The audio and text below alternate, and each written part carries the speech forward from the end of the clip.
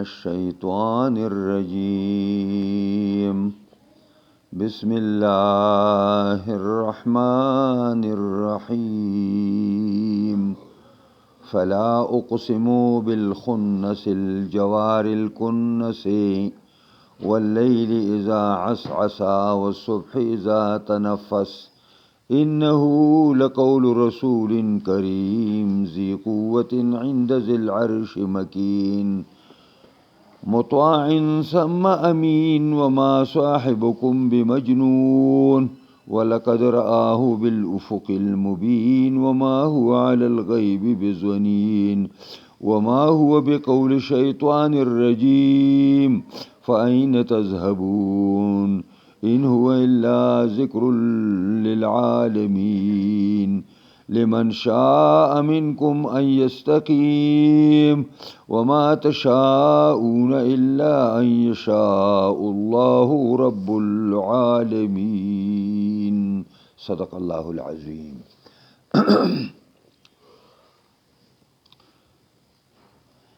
مخکی د قیامت هغه امور چې هغه د قیامت د پاره د مقدمي حیثیت لري الله رب العزت ذکر او چې دا ټول کارونه وشي نو انسان ته به دا پته ولګي چې ما ځان سره آخرت ته سره وړي دي، دا ما د کامیابی سامان راوړی دی او که د تباهی او د بربادۍ مې ځان سره راوړی دی. دین وروستو الله رب العزت د قرآن په صداقت باندې او د جناب رسول الله صلی الله علیه وسلم پر رسالت باندې الله تعالی قسم خوري او دا سو امور بطور قسم په دې باندې پیش کړي چې دا پیغمبر رښتینی پیغمبر دی او دا قرآن واقعي زما وحی او زما منزل کتاب دی. فلا اقسم بالخنس، نو فلا کې دا لام زائد دی، دا اصل کلام د برابرولو د پاره دی.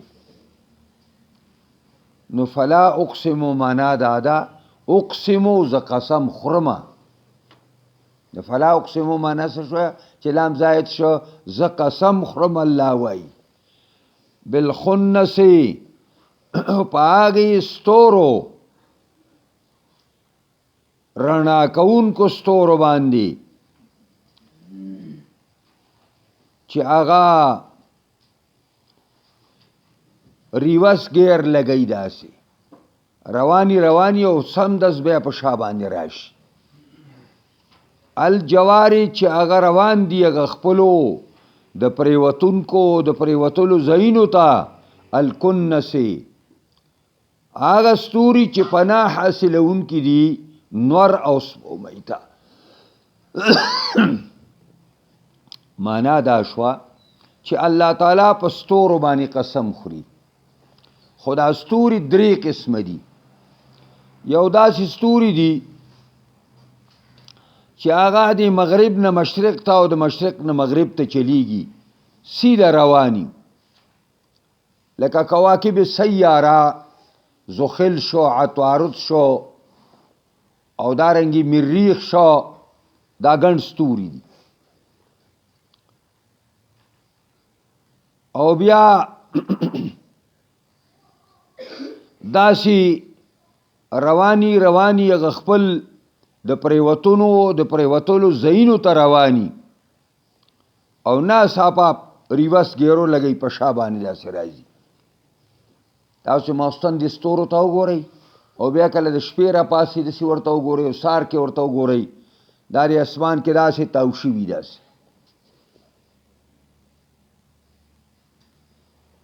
او الکنس معنا آغا ستورو باندې نیم قسمی زما چې هغه ځای نیسي پناه حاصلوي د نور او د سپوږمۍ هغه رڼا ته، هغې ته ورننوځي غایب شي.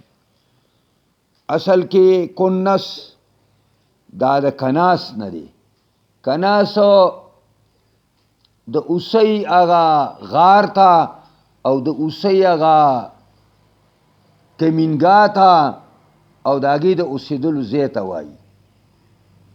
لکه څرنګې چې دا اوسو دا سیلونه د ځنګل ته راوځي او بلې ځنګل کې ګیاګانې خوري او یو ناڅاپه لاړ شي او خپل کمینګا کې پناه شي، دقسې دا ستوري د اسمان ته راښکاره شي او چې کله سبا راوخیږي او د نور سلطان او غلبه شروع شي نو دوی سته پناه شي، خپلو ځایونو ته لاړ شي. او واللیل اذا عسعس، قسم می دی الله وی په شپه باندې، اذا عسعس کله چې دا راوړاندې شي، هغه خپل راوړاندې کی هغه خپل تیاره. نو عسعس معنا دا ده چې دا خپل تیاره مستحکمه کی او خپل تیاره راولي، او دا خطر جمع ده. د عسعس معنا دام دا چې د دې شپې هغه تیاره په شا لاړه شي. خو دلته والصبح ورپسې راغلی مقابله کې، نو د عسعس ترجمه اوس دا ده چې قسم می دی په شپه کله چې دا شپه عسعس معنا پیش کی او راوړاندې کی خپل او مستحکم کی خپل تیاره. او والصبح اذا تنفس، او زما دی قسمی وی الله وی په سبا باندې اذا تنفس کله چې دی دا سبا سا والی، د سا دا گستو معنا دا ده چې دا اوپړه کیږي او اوپړه کوي دا فضا او دا کناره د اسمان، او دا قسمونه الله په سبانه خوري. په دې خبره انه لقول رسول کریم، یقینا دا قرآن چې مونږ او تاسو شپه او ورځ د هغې په خدمت کې اړم یو، مونږ او تاسو د هغې ناظرې کوو، مونږ او تاسو د هغې چې کوم دی نو معناګانې کوو، مونږ او تاسو د هغې تفسیرونه، د هغې لطایف، د هغې ترجمې، د هغې باریکۍ، د هغې احکام معلومو. انه دا کتاب دا ستاسو لاسونو کې دی، دا داسې عام کتاب مه ګڼئ. مونږ یو وړوکي له قرآن مجید ورکړو چې د کال د مینځ ته شي نو هغې نه یې وزرې مزرې لرې کړي، لکه د مرغۍ نه چې وزرې وباسي، دا چل د قرآن مجید څه وکړي. او دا ځای کې په دې بله کمره کې ډکې ډکې بوجۍ پرتې دي. دا داسې کتاب خو نه دی، دا چې راغلی نو داسې په فکر او په سوچ باندې الله کتاب مې راواخیسته. دا خو د مخلوق کتاب نه دی که نه، دا د انسان ساز شوی کتاب نه دی، دا خو د الله رب العزت کتاب دی. دا خو که د زړه کې ځای د سړي په زړه کې ودننه کړی وی داسې. انه لقول رسول کریم، دا قرآن وینا د یو رسول عزتمند ده. دلته د رسول نه مراد جبریل علیه السلام دی چې هغه د الله او د پیغمبرانو منځ کې د رسالت کار کوي، د الله وحی د الله پیغمبرانو ته رسی. او کریم معنا ډیر عزتمند دی په الله باندې. او دا دلیل په دې باندې دا دی چې د رسول کریم نه دلته مراد محمد مصطفی نه دی بلکې د دې نه مراد جبریل دی. دلیل په راتلونکي آیات دی ذی قوه، چې دا رسول کریم دا خاوند لوی طاقت دی. څونه لوی طاقت دی؟ نو دومره لوی طاقت دی چې د صدوم د لوط علیه السلام چې کومه لویه ښاریه وه او د هغې نه چاپېره 4 واړه ښارونه نورو، دا یې په یو ځل په وزر کې د ځمکې سر اوچت کړه او اسمان ته یې ورسولو بیا یې راښکته کړه. نور قوت څه ته وایي؟ ته قوت څه ته؟ دا ټول مندڼي دا ایریا راجمع کړه، یوه کوټه به اوچته نه کي، پوهېږئ په دې باندې. نو ذی قوتن، خاوند قوت لوی دی.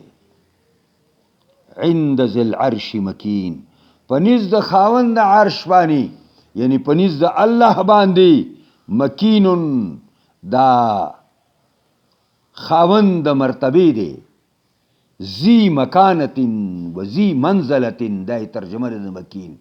مکین مانا ذا مکانتن، خاوند مرتبه دی، خاوند اوچت مقام دی، مطاع خبر منلے کیگی پا ملئ اعلی کی، سونه پرشتی دی در د حکم اندر دی. مطاع مانا دادا، مطاع مانا آگا چاہتا ہو چی دا خبر منلے کیگی. نو پا ملئ اعلی کی د جبریل خبر منلے کیگی. او سم امین پا دا قضے کے سم دا سم نه دے، دا سم دے، سم دا ظرف مانا ورکی پا دا قضے کی. امین امانتدار دے. کم وحی چی دا اللہ دا طرف روڑی انبیاء تا، نو آگا دا سی روڑی سنگ چی ورطا والا شوی دا اللہ دا طرف نا، پائے کہ دا زور زیر فرق نشی گئی نکی دے. امین مانا انتہائی امانتدار دے. وما بصاحبکم بمجنون. قریش دویما خبر بدا کول چیو دا قرآن نا انکار کول چی دا اللہ کتاب ندے، او دویم قریشیانو با دا بکواس کو چی دا لیونے شوے دے، دا دماغو کار پیشے دے.